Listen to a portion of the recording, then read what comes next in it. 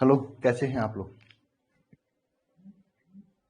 थोड़ा सा लेट हो गया क्योंकि दरअसल क्लास शेड्यूलिंग में प्रॉब्लम हो गई थी। एम के यहाँ पीएम हो गया था, उसको सही करवाने में 3-5 करवाने में लेट हो गया। क्या बताएं, जिन्होंने किया उन्होंने एम के यहाँ पीएम कर दिया क्लास के शेड्यूल में।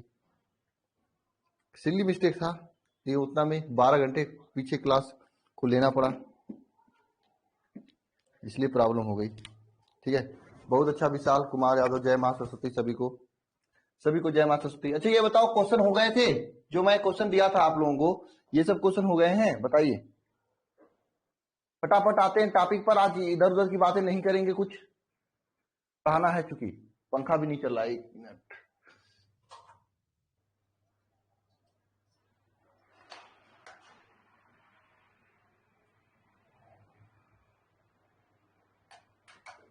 मिनट। एक मिनट मैं बता रहा हूँ।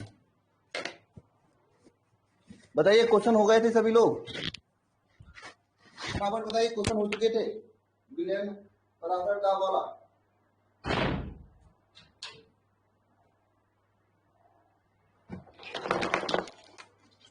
हाँ, सब क्वेश्चन हो गए थे?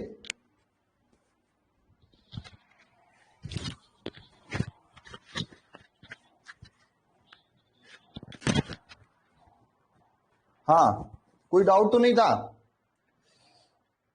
कहाँ पे थे हम लोग? क्वेश्चन पूछे जाते हैं भाई यहाँ से।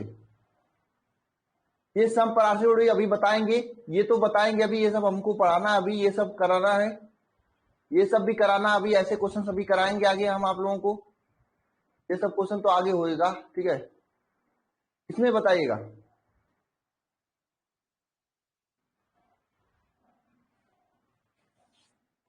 ये सब क्वेश्चन हो गए थे कि नहीं? ये वाला क्वेश्चन हो गया था? बताओ।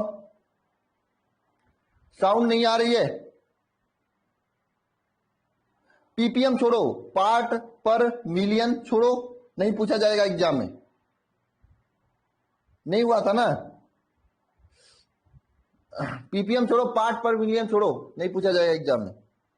आप देख लेना उठा के, नहीं पूछा गया है, ठीक है? ऐसे तो किताब में बहुत सारी चीजें हैं, कभी नहीं पूछा गया है, नहीं पूछा जाएगा, ठीक है? ऐसे पढ़ने रहोगे पूरा किताबी पढ़ने में समय लगेगा। पहले तो मैं पढ़ा भी रहा था।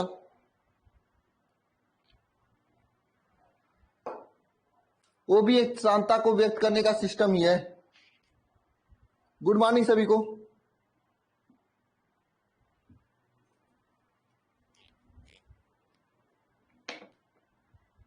अरे बताओ, ये क्वेश्चन हो गया था?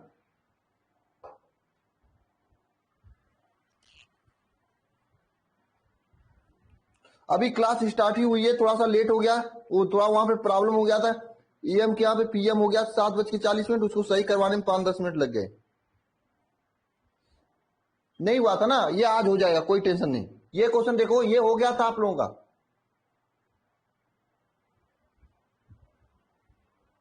वो छोड़ो, कल लिखा जाएगा उसको। पुष्पेंद्र से कल लिखा जाएगा, छोड़ो, जाने दो आप। आज नहीं लिखा जाएगा। आज पहले सिलेबस आगे बढ़ाएं। ये भी क्वेश्चन नहीं हुआ था, करा दे ये क्वेश्चन। सागर कहां पे है? सागर, सागर आपका हुआ था ही नहीं ये क्वेश्चन? सागर आपका हुआ था ये क्वेश्चन की नहीं? बताओ।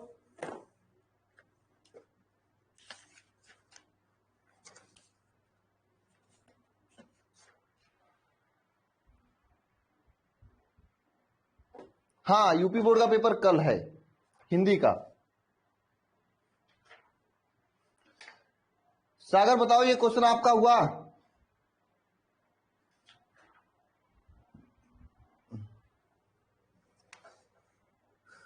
इसका आंसर आएगा 18.68।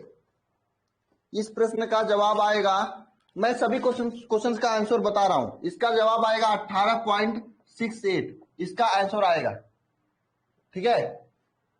कितने लोगों को ये क्वेश्चन आ गया है? मुझे लगता है सभी लोगों को आ गया होगा।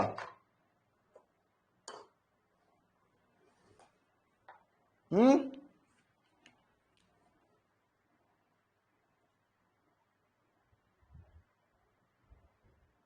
मुझे लगता है सभी को आ गया होगा।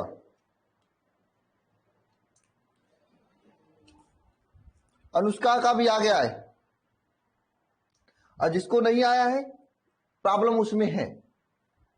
नेक्स्ट क्वेश्चन ये वाला सभी का हो गया था। ये तो मैंने शायद बता ही रखा था आप लोगों को, ये तो बता रखा था मैंने शायद। 291 आंसर आया था शायद इसका। ये वाला क्वेश्चन भी हमने बता रखा था शायद। इसमें कितना आया था? 300 कुछ आया था आंसर ना। ये वाला क्वेश्चन सेम क्वेश्चन है। इसमें आर का मान ज्ञात करना है और बार दे दिया है 342। कर लोगे ये वाला क्वेश्चन भी? देखो 3-4 टाइप का क्वेश्चन जो मैंने दिया हूं इसमें, आपका बोर्ड इससे ऊपर नहीं जाएगा, इसकी मैं गारंटी लेता हूं, क्योंकि इसके बाद पराशर दाब से कोई क्वेश्चन बनता ही नहीं है। ठीक है, अब पराशर दाब का क्वेश्चन पूछा जा सकता है। 3-4 टाइप क्वेश्चन मैंने दिया है। हाँ, इसका आंसर मैं आप लोगों को बता दूं, 1 मिनट। आंसर कितना आया था? इसको मैंने सॉल्व किया था एक बार, भूल गया मुझे कहां पे सॉल्व किया था। इसका आंसर वही आएगा आपका विलियन स्थिरांक। यस का मान आएगा 0.083 आएगा इसका आंसर। 0.083 इसका आंसर आएगा। हाँ, सूर्यान आपका सही, सुमन आपका भी सही है। जिसका 0.22 आया वो गलत है। ठीक है, बायोलॉजी क्लास में मैम आज हम बात करेंगे। ठीक है, ओके, कोई बात नहीं। मुझे कल अनुष्का ने बताया था। हाँ, अब आंसर देंगे, इसलिए तो आंसर लिखवा रहे हैं। इस क्वेश्चन का आंसर ये आएगा। इसके पहले का क्वेश्चन ये था, इसका आंसर लिख लीजिए सभी लोग। इसका आंसर आएगा आपका 0.2224। 0.224 ये आएगा, इतना वायुमंडल दाब। और इसके पहले का आंसर ये था। इसका जवाब आए, देखो भाई कोई हैंडराइज ना करे, आज हैंडराइज किसी का नहीं लेने वाला हूं, क्योंकि आज वैसे लेट हूं, आज पढ़ाना है मुझे। ठीक है ना, नहीं तो सिलेबस ऐसे चलेगा तो नहीं हो पाएगा। और कोई इतनी भी बड़ी आप लोगों को आफत नहीं आ चुकी है कि हैंडराइज की जरूरत पड़ेगी। इसका आंसर आएगा 291। इस क्वेश्चन का आंसर आया था 291 पॉइंट कुछ। ठीक है ना, इतना ताप आया था। इतना केल्विन ताप आया था। ठीक है ना, ये सब चीजें समझ में आई आपको यहां तक। और इसके पहले का क्वेश्चन ये है, इसका आंसर मैंने बताया 16 पॉइंट कितना आएगा, और 18.68 आएगा।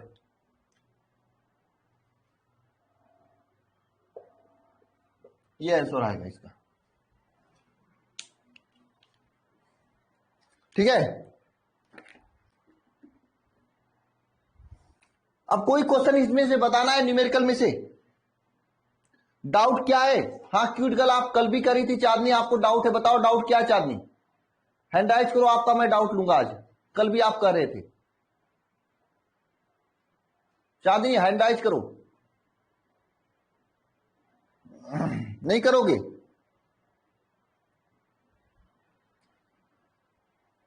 अब देखो फालतू के लोग करने लगे। एक लोगों के लिए मैंने कहा, ये कल से कर रही थी इसलिए मैं इनको ले रहा हूं। ये कर नहीं रहे, अब फालतू के लोग कर रहे हो। चलो मैं बंद करता हूं। हाँ क्यूट, हाँ ये क्या नाम आप? चांदनी। हेलो। हाँ बोलो चांदनी, क्या कर रही हो? सर मुझे ये समझ में नहीं आ रहा है सर। क्या नहीं समझ में आ रहा है? क्वेश्चन ही नहीं समझ में आ रहा है सर। ये बस यही क्वेश्चन? हाँ यही, मतलब कोई भी क्वेश्चन हो समझ में ही नहीं आता सर। 100 बार पढ़ते हो फिर भी। इसका मतलब क्लास में आप मन से बैठते नहीं हो? सर मैं अच्छे से बैठ के पढ़ती हूँ सर। बैठ कर मतलब दिमाग लगा के नहीं पढ़ते हो, इसलिए नहीं समझ में आता। क्योंकि और दिमाग लोगों से लगा के पढ़ती हूँ सर। और लोगों को समझ में आ रहा है और आपको क्यों नहीं समझ में आ रहा है? चलो पढ़ो इस क्वेश्चन को, क्या कर रहा है क्वेश्चन, पढ़ो। 273 के पर 5% यूरिया के बिगड़ी। क्या है 273 के? क्या है? यही तो समझ नहीं आता है सर, ये क्या होता है? 273 के यानी आप बचपन में एकदम बोल रही हो, पढ़े नहीं हो, इसलिए प्रॉब्लम आ रही है। 273 के 273 के लिखा हुआ है, ये केल्विन होता है। अब केल्विन किसका मात्रक होता है? ताप का। तो ये टेम्परेचर है 273 के, ताप है। आगे लिखा भी है 273 के पर 5% यूरिया के विलयन का पराशर दाब ज्ञात कीजिए। 5% यूरिया है, मतलब क्या है? 100 में से 5 यूरिया है। बात समझ में आ रही है आपको? 100 मिलियन में से 5% यूरिया है, मतलब 100 ग्राम अगर कोई विलियन है उसमें से 5 ग्राम आपका क्या है? यूरिया। इसको हम 5/100 लिख सकते हैं कि नहीं? 5 ग्राम क्या है? यूरिया है। और विलियन कितना है? विलियन का आयतन 100 है, यही तो लिखा है यहां पे। क्यों चांदनी? हेलो चांदनी, अब आप चली गई तो मैं कैसे बताऊंगा? एकदम सिंपल तो है आपका कोई दिक्कत तो नहीं होनी चाहिए ना? सिंपल तो है। 5 ग्राम यूरिया, 100 ग्राम क्या है? विलियन है। अब आपके पास यूरिया, इसका फार्मूला होता है NH2CO NH2, ये फार्मूला होता है। इसका जब परमाणु भार ज्ञात करोगे तो 14 प्लस 2 गुणे 1 प्लस 12 प्लस 16 प्लस 14 प्लस 2 गुणे 1 कितना हो जाएगा? 14 दूनी 28, 28 4 32, 32 10 42, मतलब 60 आएगा इसका। 60 परमाणु भार 60 आ जाएगा, यानी स्मॉल m का मान 60 आ गया। अब ये फार्मूला होता है पाई इक्वल टू क्या? बताओ, मैंने फार्मूला बताया था आपको, WCT WST अपान WST अपान MB, यही तो बताया था मैंने फार्मूला। अब यहां पे आप देखोगे कि W का वैल्यू कितना है? 5 ग्राम है। यस का वैल्यू आपको पता होता है, क्वेश्चन में मैंने बताया 0.0821 बताया था मैंने यस का वैल्यू। टेम्परेचर T का वैल्यू यहाँ पे दिया हुआ है और M का वैल्यू हमने 60 निकाल लिया। V का वैल्यू आपको पता है 100 मिली बिलियन है, तो निकाल लोगे कि नहीं? क्यों चांदनी? सिंपल तो है।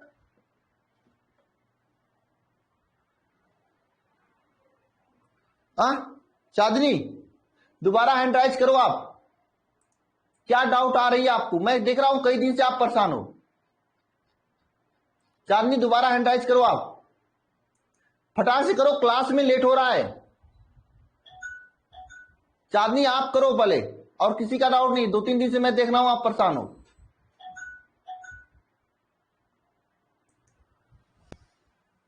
हाँ चांदनी बोलो, क्या प्रॉब्लम आ रही है अब? सर ये जो मान रखे जाते हैं ना सर, यही नहीं समझ आ रहा है। 273 केल्विन कहाँ पे रखा जाता है? और फिर यूरिया 273 केल्विन ताप है, तो T यहाँ रखोगे ना? ओके सर, वहां पे तो नहीं बताया गया है कि ये ताप का है। कहाँ पे? क्वेश्चन में क्वेश्चन में केल्विन जो होता है वो ताप का ही मात्रक होता है। अगर ऐसे लिखेगा 273 ग्राम, ऐसा तो लिखेगा नहीं, तब तो T क्या रखोगे नहीं आप। आपको ये पता होना चाहिए जो केल्विन होता है ताप का मात्रक होता है।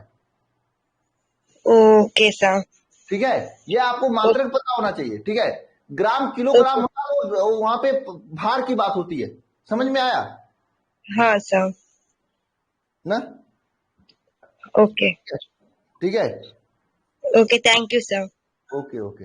अब किसी का हैंडराइज नहीं लेने वाला हूं आज मैं, आज पढ़ाना है मुझे। ठीक है, मैं हैंडराइज कर रहा हूं आप। अब चलिए क्लास पे। ये कई दिन से परेशान थी, इसलिए आज इनका हैंडराइज मैंने लिया। छोटी सी डाउट रही होगी, उसी की वजह से परेशान थी ये।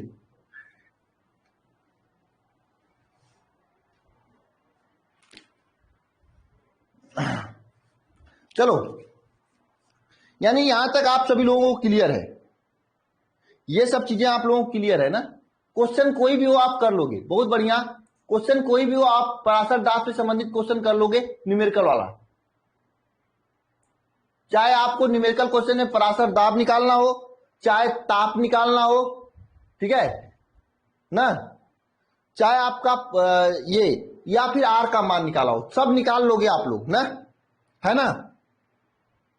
चलो ठीक है, इसके अलावा कोई चीज नहीं पूछ सकता। या तो ताप पूछेगा, या दाब पूछेगा, या आर का मान पूछेगा, या कभी कभी परमाणु भार पूछ लेगा।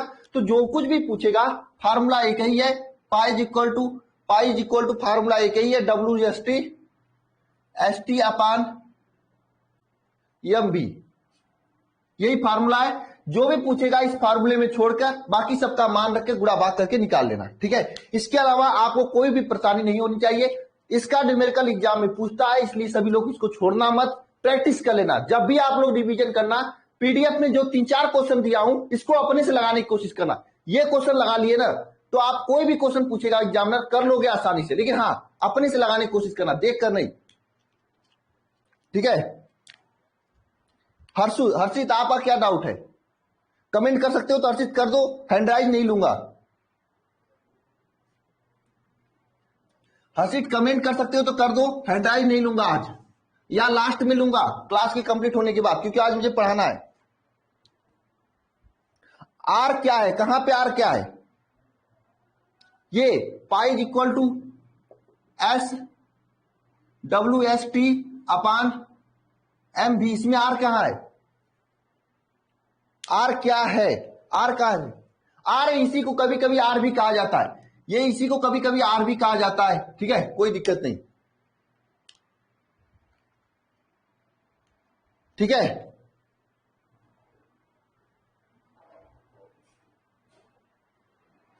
आर का मान वही होता है जो यस का मान होता है हर्षित,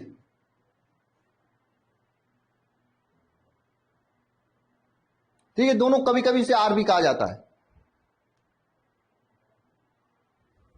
ओके, चलिए इसके आगे चलते हैं। जिसका भी डाउट है लास्ट में करना है। आप लोगों को सिलेबस आगे बढ़ाना है कि डाउट के चक्कर में परेशान ना। आप लोग अगर क्लास को ठीक से देखते हैं तो एक भी डाउट नहीं होता, ठीक है। और ये नहीं कि एक ही क्वेश्चन 4 लोग पूछोगे, इससे अच्छा कि एक लोग पूछ ले तो समझ लेना चाहिए सबको, है ना। सिलेबस में तो आगे पहुंचाना है आप लोगों को, कि ऐसे ही लेके बैठे रहेंगे साल भर। बात सही है कि नहीं? आपस में कुछ थोड़ा हेल्प कर लिया करो यार। अगर कोई डाउट पूछ रहा है उसका मान किसी और को पता है तो वो बता दिया करो। इससे क्या होता है कि सिलेबस आगे तेजी से बढ़ेगा ना। ऐसे धीरे धीरे पढ़ाओगे तो कब तक सिलेबस कंप्लीट होगा ये सोचते नहीं हो, आधे घंटे तो बात करने में निकल जाते हैं। हाँ, अब तक ये कभी कंप्लीट हो गया होता। चलो ठीक है, आगे चलते हैं। तो ध्यान देना जरा, इन सभी क्वेश्चंस के अलावा आपके सामने कुछ ऑब्जेक्टिव क्वेश्चन भी बनते हैं एग्जाम में। इन सभी चीजों को करने के लिए कुछ थियरी मैं आपको बता रहा हूं, उसके बाद इन सभी क्वेश्चंस को करेंगे। एक हेडिंग करना सम परासड़ी विलयन।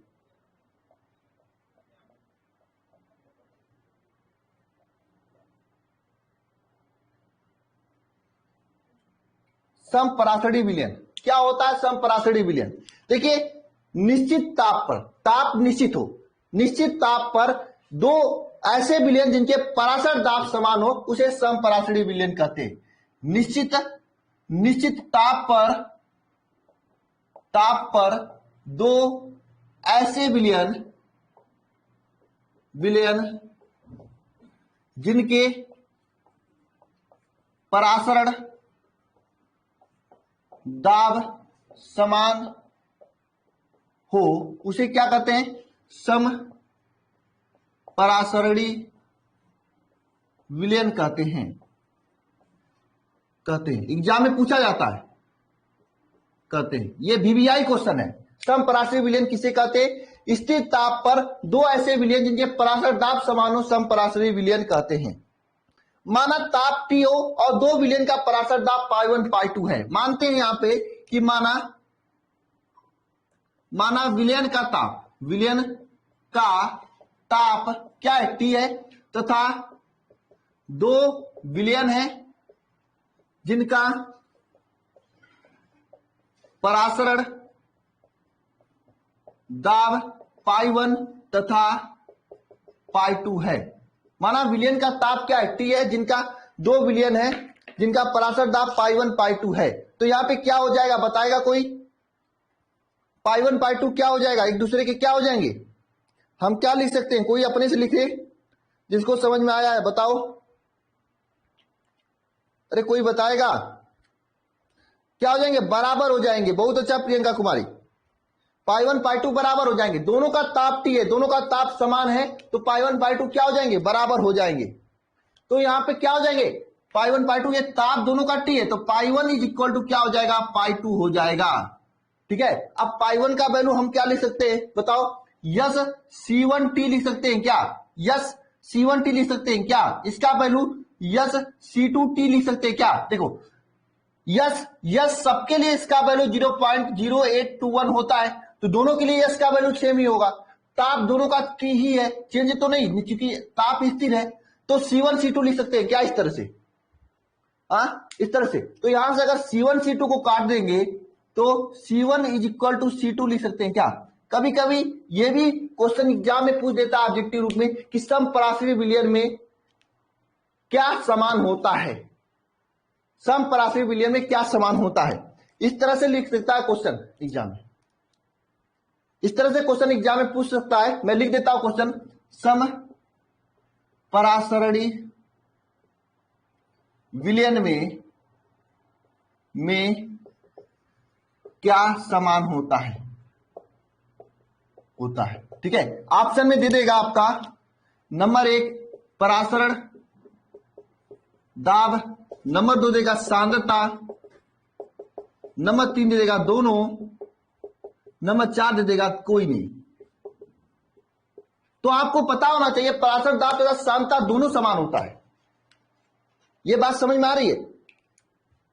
अरे यार अभी सुफियान आप एक कर जो बात समझ लो। यहां पे देखो मैंने बताया ना, समपराश्रयी विलयन परासरण दाब तो समान होता है, अगर फार्मूले निकालो तो सांद्रता भी समान होता है, मतलब दोनों होता है।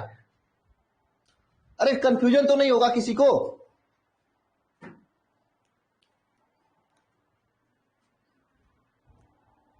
How sir yes is equal to 0.821। वाह सुषमा कुमारी, आपको प्रसाद देने का मन कर रहा है मेरा। पहले मैंने बताया था यस का मान यस 0.821 होता है, कांस्टेंट होता है, विलियन स्थिरांक कहा जाता है। ऐसे ऐसे क्वेश्चन आता है इन लोगों का, इसका मतलब पढ़ के लिख के नहीं आते हो। ज्यादा गुस्सा मत दिलाया करो, नहीं तो जेन्युइन डाउट छोड़कर मैं कोई भी डाउट नहीं लूंगा। क्यों सुषमा, मैंने नहीं बताया था? नहीं बताऊंगा फिर से मैं, दोबारा देख लेना क्लास को, क्लास सेव रहेगी।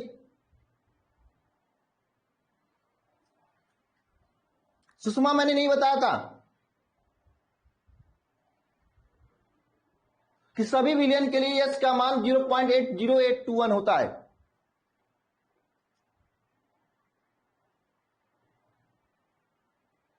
हाँ हमेशा होता है, मैंने चिल्ला चिल्ला कहा था कांस्टेंट का मतलब नियतांक होता है।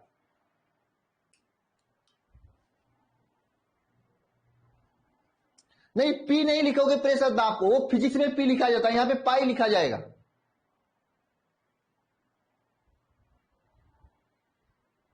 आप लोगों को इतने अच्छे से पढ़ाता हूं उसके बाद ही कहोगे सर रिपीट। अरे रिपीट ही करना तो वीडियो लेक्चर आपके पास रहेगा, रिपीट कर लेना अपने से। टाइम बर्बाद करते हो अपना भी और सबका भी। देख लो भाई मेरा कोई दोष मत देना बाद में कि सर नहीं करवाए। अगर इस तरह से टाइम बर्बाद करोगे सिलेबस नहीं हो पाएगा समय से। कितनी बार मैं कहूं, जो चीजें एक बार 1 घंटे में पढ़ने को उसे 3 घंटे में पढ़ रहे हो आप लोग। अरे एक लोग को डाउट होगा तो पूरा फिर से पढ़ाने के लिए कहेंगे, वो ये नहीं कहेंगे कि चलो मैं फिर से वीडियो लेक्चर देख लूंगा, वही तो बताएं सर, जो बताए वही बताएंगे। गजब गजब आदमी हो आप लोग, समझदारी नहीं है, मेच्योरिटी नहीं है आप लोगों के अंदर। इतने बड़े हो गए हो, कोई भी डिसिप्लिन नहीं, कोई मेच्योरिटी है आप लोगों के अंदर। ऐसे होता है क्या? अब तक मुझे विलियन खत्म कर देना चाहिए 10-12 लेक्चर में। जब मैं क्रैश कोर्स लेता हूं तो 4 घंटे 5 घंटे में विलियन खत्म कर देता हूं, यानी 5 लेक्चर में कंप्लीट कर देता हूं। तो किसी का इतना डाउट नहीं लेता हूं। मैं मानता हूं पहली बार पढ़ रहे हो आप, लेकिन जो जेन्युइन डाउट होता है मैं ले लेता हूं आप लोगों का। जो जेन्युइन डाउट होता है मैं ले लेता हूं ना। अब यहां पे पूछो सर यस कैसे हो गया, यस का मान कैसे होगा 0.821, इसका मतलब आप पढ़ नहीं रहे हो। यही तभी तो पूछोगे आप, नहीं तो ऐसे कैसे पूछ सकते आप? इसका मतलब आप पढ़ नहीं रहे हो, तभी पूछ रहे हो आपकी 0.821 कैसे हुआ यस का मान। पढ़ते तो नहीं पूछते आप। मुझे बहुत गुस्सा बढ़ा आपकी इस बात की। पढ़ते तो पूछते क्या 0.821 कैसे हुआ? अरे जबकि मैंने बताया था विलियन नियतांक 0.821।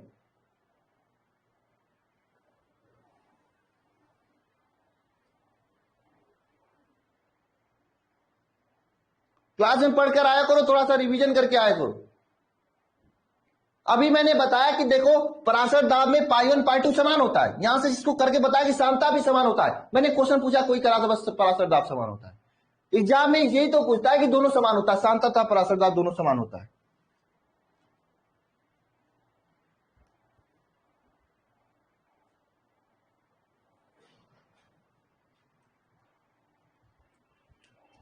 चलिए आगे चलते हैं हम लोग, ठीक है। तो यह बात ध्यान रखना, एग्जामिनर यहीं पे आपको घुमाता है कि पराशर दाब में दोनों समान होता है। क्या? पराशर दाब तथा सांद्रता दोनों समान होता है। एग्जामिनर आपको यहीं पे घुमाता है और कहीं भी नहीं घुमा सकता है। ये ऐसी टॉपिक है कि यहां पर आपको कंफ्यूज कर देगा। सम पराशरी मतलब पराशर दाब समान होगा, और ये आप आज नहीं कल भी याद रखना, क्योंकि कॉम्पिटिटिव एग्जाम में भी पूछा जाता है ऐसा क्वेश्चन। जो यहाँ पे नाम से स्पष्ट है उसको यहाँ पे बेवकूफ बना देता है एग्जामिनर आप लोगों को, ठीक है। ओके, आगे चले हम लोग। बताइए,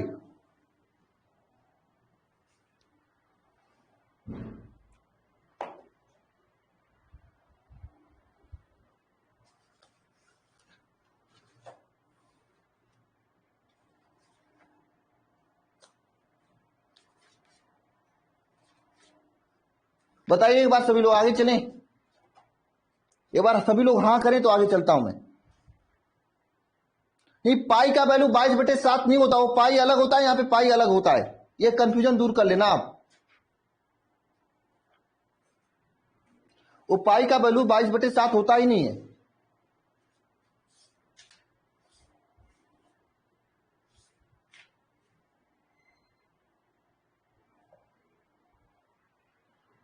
और इसे समपराशरी को इंग्लिश में आइसोटोनिक सॉल्यूशन या फिर आइसोटोनिक सॉल्यूशन कहा जाता है, या कहीं कहीं पे इसे आप इंग्लिश में इस शब्द को पाओगे, आइसोटोनिक सॉल्यूशन पाओगे आप इसे, ठीक है। या आइसोमेट्रिक सॉल्यूशन भी पा जाओगे, ठीक है, इंग्लिश में इसे। पाई का मान कैसे बताऊं? ये मैथ का पाई नहीं है, ये केमिस्ट्री वाला पाई है।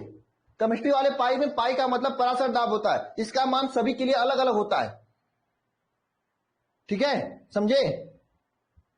आइसोमेट्रिक या आइसोटोनिक सॉल्यूशन कहा जाता है इसे, ठीक है, समझे। मैथ के पाई का वैल्यू 22/7 होता है, आप उतना जानते हो इसलिए 22/7 करो। और मैं पहले लेक्चर से आपको समझा रहा हूं, देखो पराशर दाब को पाई से प्रदर्शित करते हैं, तो इसलिए पाई, यहां पे पाई का कोई वैल्यू नहीं होगा। स्टार्टिंग से मैं बता रहा हूं आपको, जब से पराशर दाब स्टार्ट किया तब भी आज 22/7 करो। अरे मैं मानता हूं आपको पता है कि 22/7 पाई का वैल्यू होता है, 3.14 पाई का वैल्यू होता है, मुझे पता है। अब बताना है तो बताओ, ये पाई प्राकृतिक संख्या या फिर अप्राकृतिक संख्या है? बताओ, अगर बताना है तो आपको प्राकृतिक संख्या है या फिर अप्राकृतिक संख्या है, बताओ, बताना, ये बताओ, नेचुरल नंबर या फिर अननेचुरल नंबर है?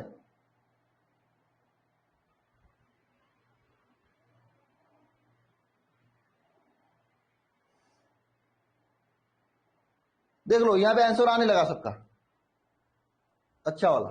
चलो, rational number, natural number, unnatural number में आप लोग कंफ्यूज हो, परिमेय संख्या अपरिमेय संख्या में कंफ्यूज हो गए आप सोच रहे हो परिमेय अपरिमेय, मैं बता रहा हूं, पूछ रहा हूं, इसलिए परिमेय अपरिमेय सोचकर आप प्राकृतिक प्राकृतिक लगा रखे हो ना। मुझे पता है सब लोग पढ़े कि पाई अपरिमेय संख्या या अपरिमेय संख्या, मुझे सबको पता है अपरिमेय है। अरे आप लोगों की जो पढ़ाई मुझे पता है। चलो आगे चलते, पढ़ा करो मन से। चलिए इसके आगे चलते हैं। ये समपराशरी तो हो गया, इसमें दो ही क्वेश्चन बन सकता है का समपराशरी विलयन में पराशर दाब तथा सांद्रता समान होता है, ये याद रखना, दोनों समान होता है। दूसरी बात, कभी कभी न्यूमेरिकल भी यहां से बन जाता है, ठीक है, वो न्यूमेरिकल ज्यादा नहीं बनता है, आपको यहीं तक पढ़ना है, और ये आपकी एग्जाम में बनेगा क्वेश्चन मुझे पता है, क्योंकि समपराशरी बहुत बार पूछा जाता है। अब आप हेडिंग करना नेक्स्ट। अब आप सभी लोग नेक्स्ट हेडिंग करिए, अल्प पराशरी तथा अति पराशरी।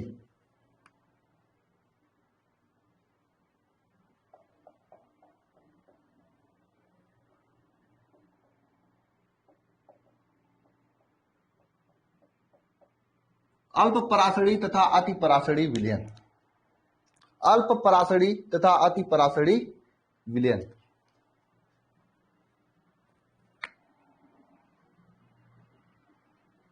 ठीक है, ये क्या होता है?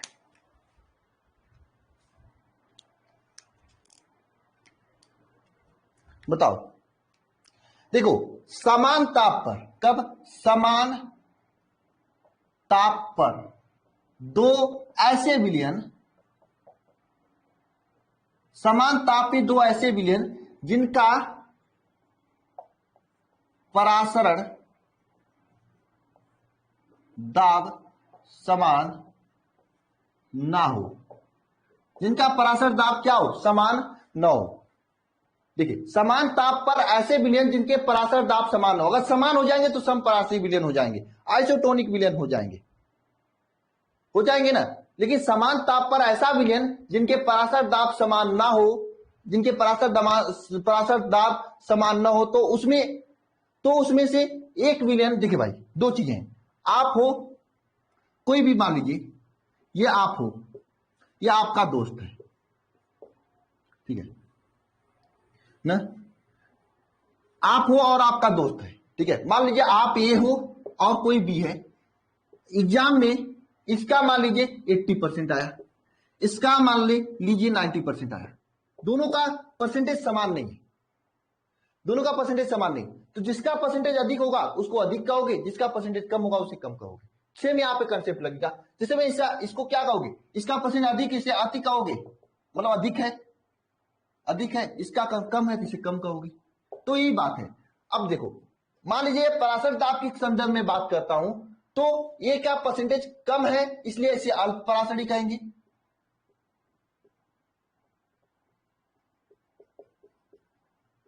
ठीक है, और बी का परसेंटेज अधिक है इसलिए इसे अति परासरी कहेंगे। समझिए बात, अल्प और अति, ये दोनों पॉइंट समझे। जब परासर दाब दो ऐसे विलयन जिनके परासर दाब समान हो, अगर समान हो जाए तो समपरासरी हो जाएंगे, लेकिन यहां पे अगर समान नहीं है तो इसमें से एक का अधिक होगा एक का कम होगा, तो उसमें से जिसका अधिक होगा उस विलयन को कहते हैं अति परासरी, जिसका कम परासर दाब होता है उस विलयन को कहते हैं अल्प परासरी, ठीक है। तो उसमें से लिखना सभी लोग, समान ताप पर दो ऐसे विलयन जिनका परासर दाब समान न हो, तो उसमें से जिसका परासरण दाब अधिक होता है, जिसका परासर दाब अधिक होता है उसे अति परासरणी तथा जिसका परासरण दाब कम होता है उसे क्या कहते हैं, अल्प परासरणी विलयन कहते हैं, उसे अल्प परासरणी विलयन कहते हैं। समान ताप पे दो ऐसे विलयन जिनका परासर दाब समान ना हो, उसमें से जिसका परासर दाब अधिक होता है उसे अति परासरणी, जिसका परासर दाब कम होता है उसे अल्प परासरणी विलयन कहते हैं। ये बात समझ में आई सभी हो कि नहीं?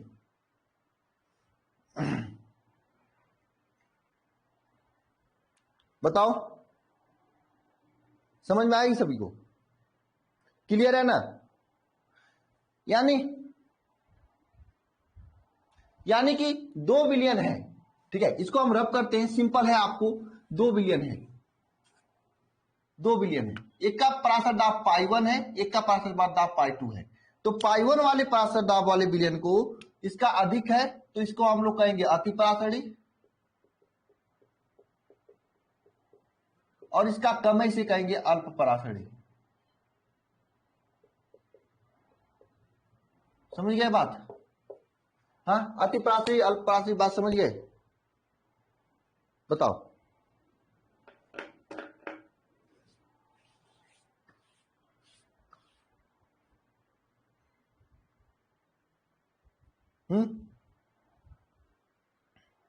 एग्जाम में पूछा जाता है डिफिनेशन, कर लोगे आप सभी लोग?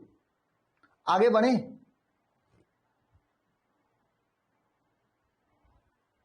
बताओ, आगे बढ़े?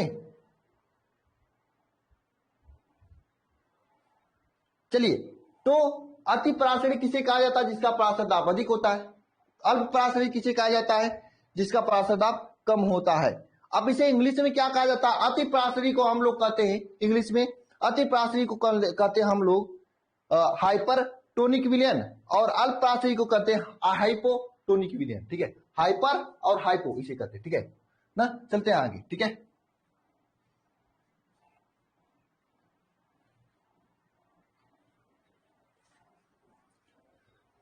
अब हेडिंग करिएगा रिवर्स ऑस्मोटिक, यानी जिसे आप लोग आरओ कहते हो, यानी प्रतिलोम पराशर।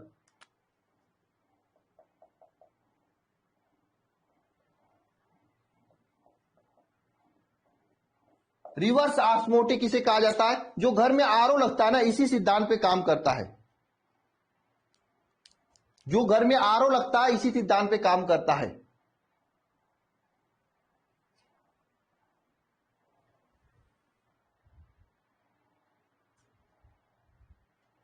ठीक है, आरओ जो घर में लगता है इसी सिद्धांत पे, आरओ रिवर्स ऑस्मोटिक, यानी आरओ इसी से कहा जाता है, इसी सिद्धांत पे काम करता है। पानी को साफ करने वाला आलो आरओ, वही यहां पानी के साफ करने वाला आलो, उसका सिद्धांत यही होता है। इसमें क्या होता है? प्रतिलोम पराशर का मतलब ही है, स्पष्ट है, इसमें पराशर का व्युत्क्रम होता है। ठीक है ना, इसमें पराशर दाब क्या होता है? का व्युत्क्रम होता है। इसमें क्या होता है प्रतिलोम पराशर में? इसमें देखो पराशर में क्या हो रहा था जरा बताना, मैं यहां पे फिगर बना रहा हूं। पराशर में क्या हो रहा था बताना। अब कोई कमेंट बॉक्स में कमेंट करके बताए पराशर में हो क्या रहा था।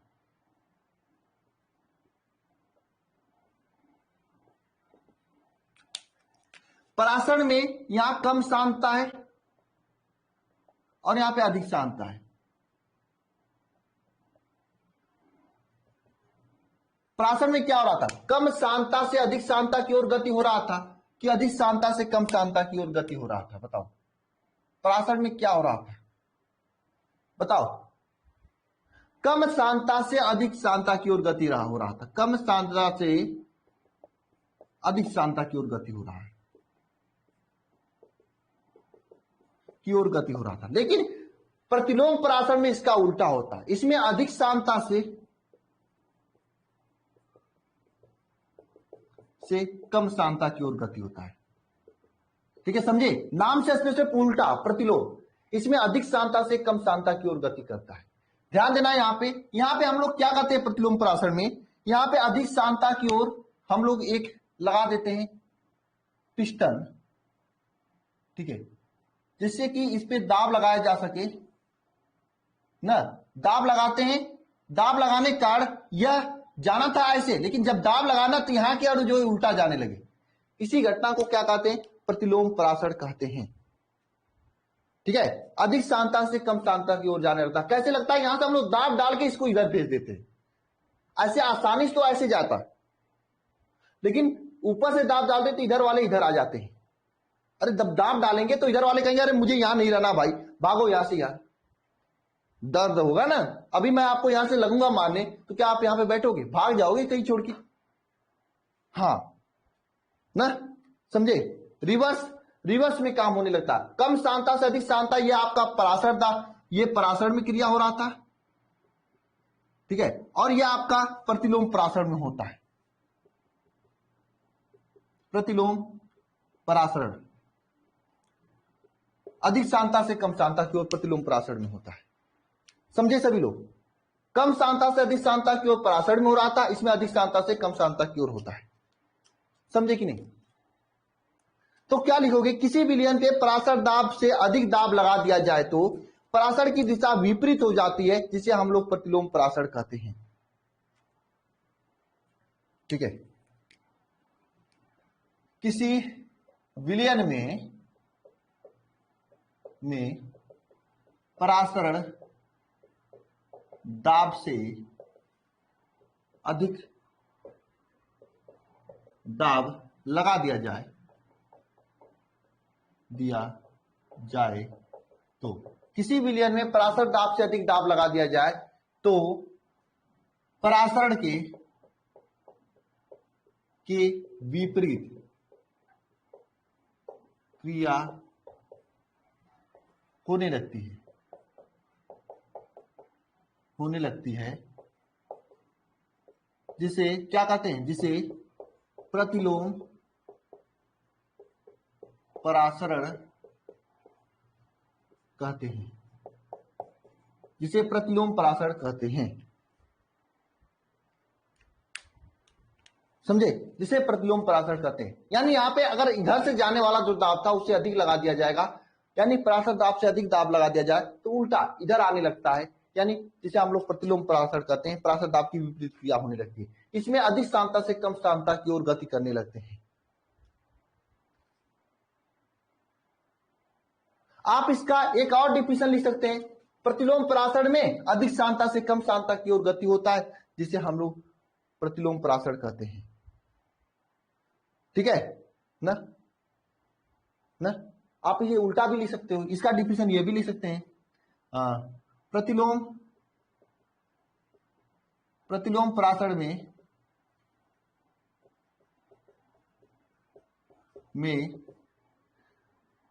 कम अधिक सांद्रता से कम सांद्रता की ओर गति होता है, कम अधिक सांद्रता से कम सांद्रता की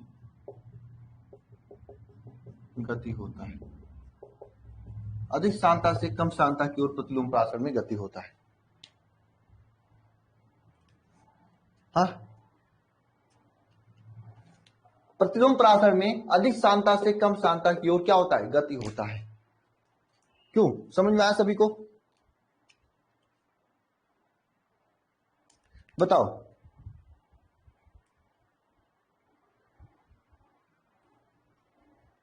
बिजली को प्रतिलोम परासरण, बहुत अच्छा राजबान। देखो भाई, आप लोग कमेंट बॉक्स में डिफिनेशन लिखा करो, कमेंट बॉक्स में लड़ाई मत किया करो, नहीं तो मेरे पास एक ऐसा तरीका है कि सेकेंडों में आपके कमेंट को आप कर सकता हूं, और सेकेंडों में आपको क्लास से बाहर कर सकता हूं एक आध हफ्ते के लिए, फिर करते रहना लड़ाई, क्या दिक्कत है? नाम अभी नोट करूंगा, यहां से तुरंत इनएक्टिव कर दूंगा आपके नंबर पे कोर्स, उसके बाद एक हफ्ते लड़ाई करते रहना, उसके बाद फिर एक्टिव करूंगा।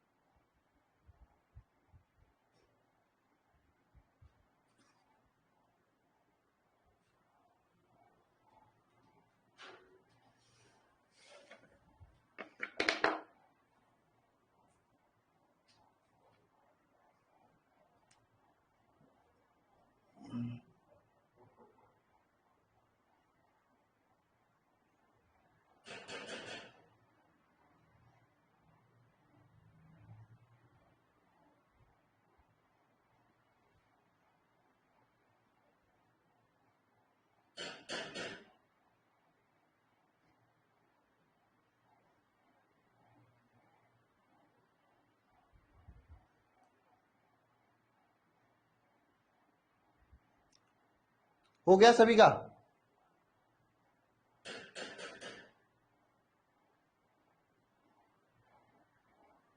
प्रतिलोम परासरण हो गया। एक चीज और लिख लेना सभी लोग, एक चीज और लिख लेना, मैंने आपको बताया कि इसका प्रयोग आरओ में यूज किया जाता, तो लिख लेना यहां पर, इसका प्रयोग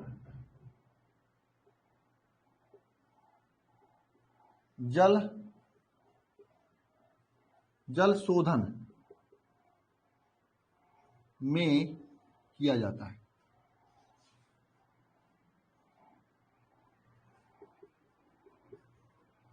इसका प्रयोग जल शोधन में किया जाता है। इसका प्रयोग कहां पे किया जाता है? जल शोधन में किया जाता है, समझे?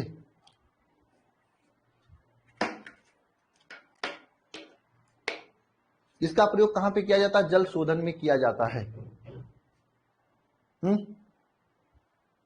जल शोधन में या फिर जल को प्यूरिफाई करने में किया जाता है, आरओ में इसी का यूज किया जाता है। आपके एग्जाम में प्रतिलोम पराशर क्या है, किसे कहते हैं, इस तरह से पूछेगा तो आप फिगर बना देंगे तो एग्जामिनर आपको बिना कुछ पढ़े ही अच्छा नंबर दे देगा। ठीक है, तो फिगर भी बनाने की कोशिश करना एग्जाम में आप लोग ना। ठीक है, आगे चलें, एक काम करते हैं, ठीक है, आगे चलते हैं हम लोग। ठीक है,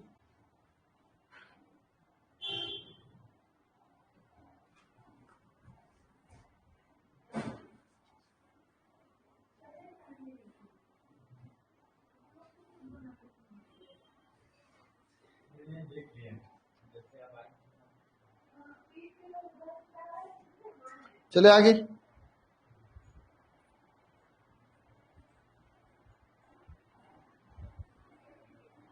क्या करें, आज छोड़ दें आप लोग, बात कर लो, मैं बैठता हूं यहां पे, अच्छे से बात कर लो, उसके बाद कल से बढ़िया से पढ़ाई करना।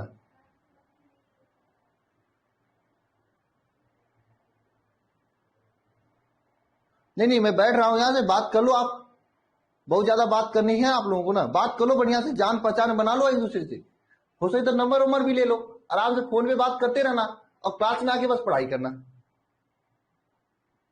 है ना? क्यों भाई, क्यों विवेक दुबे जी, सही कह रहा हूं?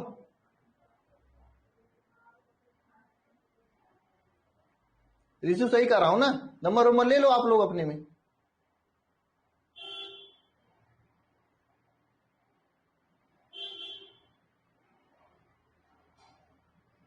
फिर बात करते रहो, फिर आगे पढ़ाई होगी आराम से, क्या दिक्कत है? इससे आता हूं आगे तो सही से क्लास चलेगा ना, आगे तो डिस्टर्ब नहीं करोगे आप लोग।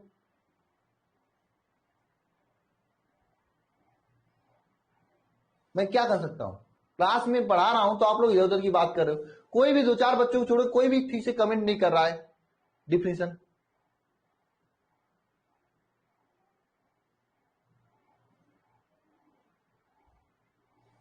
आज आराम से बात कर लो, मैं बैठ रहा हूं यहीं पे, ठीक है, कर ही लो बात आज।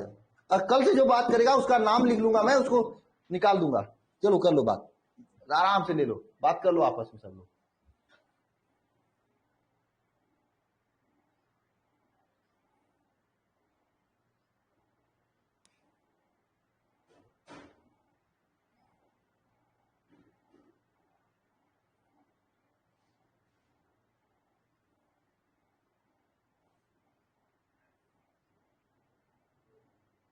कर लो बात, उसके बाद कल से क्लास स्टार्ट करूंगा मैं। और कल जो बात करता हुआ मिला ना, फिर मैं उसको बताऊंगा। ये अच्छी बात नहीं है, एक तो आप लोग पीछे का पढ़ के नहीं आते हो।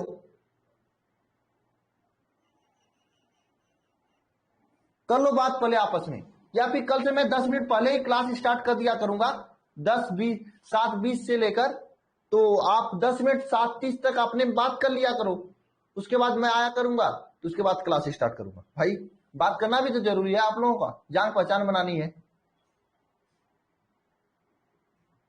क्यों भाई, क्यों दीपक, गलत कर रहा हूं? क्यों चांदनी? अनुराग दुबे नाम है आपका, विवेक दुबे इतना अच्छा पढ़ने में बच्चा था पिछले साल का, और आप जस्ट उल्टा हो आप। कर लो बात अपने में सब लोग, और जो पढ़ने वाले हैं भाई, एक बार सबको सिखा के रखा करो, हर्ट होता है। कोई यहाँ पे चिल्ला चिल्ला के पढ़ाए और कोई मजे ले अपने में बातें करें, बाद में एक सब लिखा सर रिपीट, ये लिखेगा। अब मैं रिपीट करने वाला नहीं हूं अब किसी के करने पर।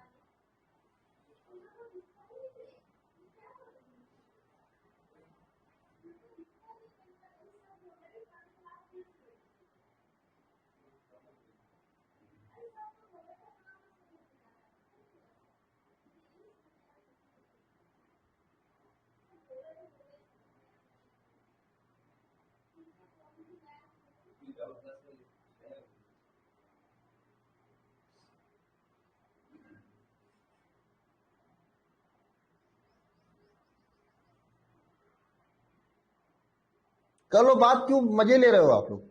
बात कर ही लो आप लोग, आज मैं बैठा हूं यहीं पे। कहो तो मैं बंद कर देता हूं चैट, मतलब अपने आप चैट बंद करता हूं, मैं नहीं देखूंगा क्या बात कर रहे हो आप लोग। मैं सोच रहा हूं एप्लीकेशन में एक अपडेट लाऊं, ऐसा ला दूं कि सब लोग, मतलब जो कमेंट आप करो बस आपको दिखाई दे, मुझे दिखाई दे, और एक दूसरे का कमेंट ना देख पाओ। ऐसा अपडेट आ सकता है एप्लीकेशन, संभव है? ऐसा मुझे लाना पड़ेगा अपडेट, फिर आपस में तो देख ही नहीं पाओगे कौन कौन जुड़ा है, क्या नाम किसका, बस अपना कमेंट आपको दिखाई देगा और किसी का कमेंट दिखाई नहीं देगा, अब मुझे सबका कमेंट दिखाई देगा। अपडेट लाना होगा मुझे लग रहा है, समय इधर भी नहीं है कि अपडेट लगा दूं ऐसा।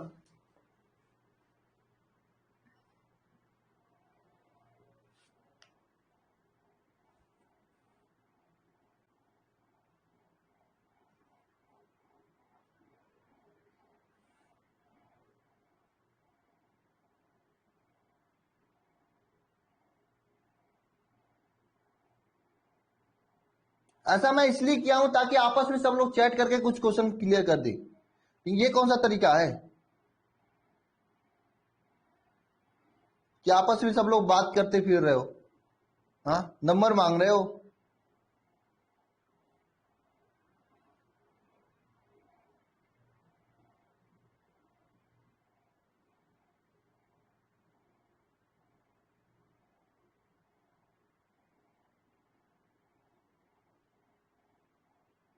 इसमें क्या होता है कि इस तरह से सबका कमेंट दिखाई देता है, आपस में डिस्कस कर सकते हो तुम लोग। लेकिन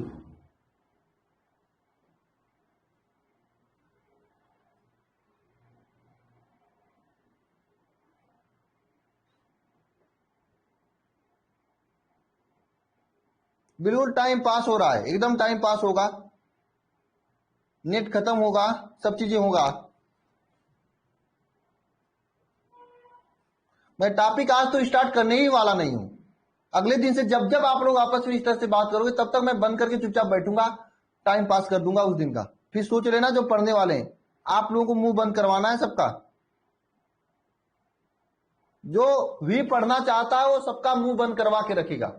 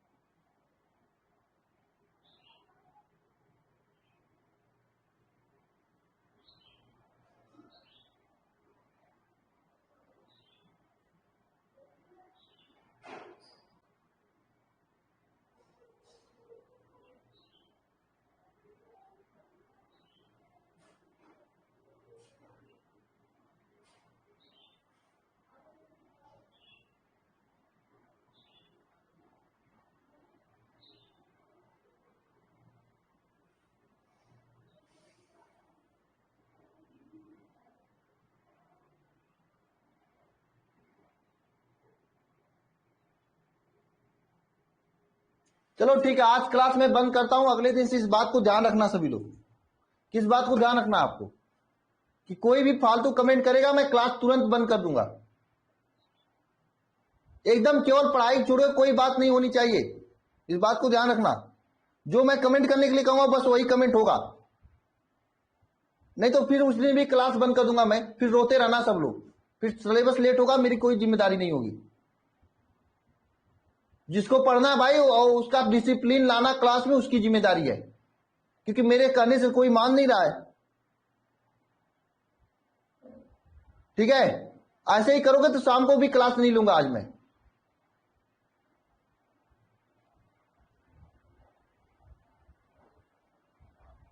इसमें नुकसान किसका हो रहा है? जो पढ़ने वाला बच्चा, जैसे सागर है, इसमें 12 घंटे पढ़ाई कर रहा है।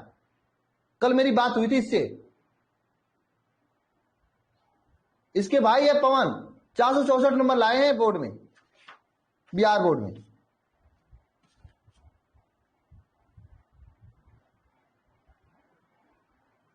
ऐसे लोगों का घाटा हो रहा है। तो आप लोगों का काम है भाई, जो पढ़ने वाले हैं, कमेंट में बंद करवाना आपका काम है। कोई भी फालतू कमेंट करे इस क्लास में या किसी क्लास में, सीधे लिख दिया करो अभी तो शांत रहो।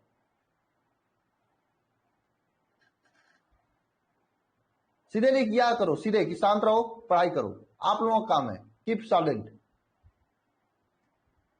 ये थोड़ा सा आप लोगों को काम देता हूं, मेरे जिम्मे कितना काम है। मैं किसी को सामने बैठाऊंगा तब तो वो कर सकता है, सामने कोई बैठा नहीं है। बैठाने के लिए मुझे पैसे चाहिए, उसको देने पड़ेंगे मैंने। आप लोग इतना नहीं दिए हो कि 2-4 लोगों को मैं दे सकता हूं।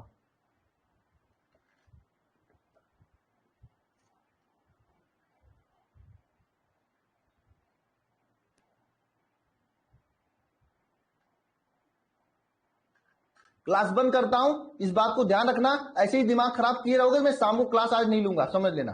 फिर रोकते रहना आप लोग।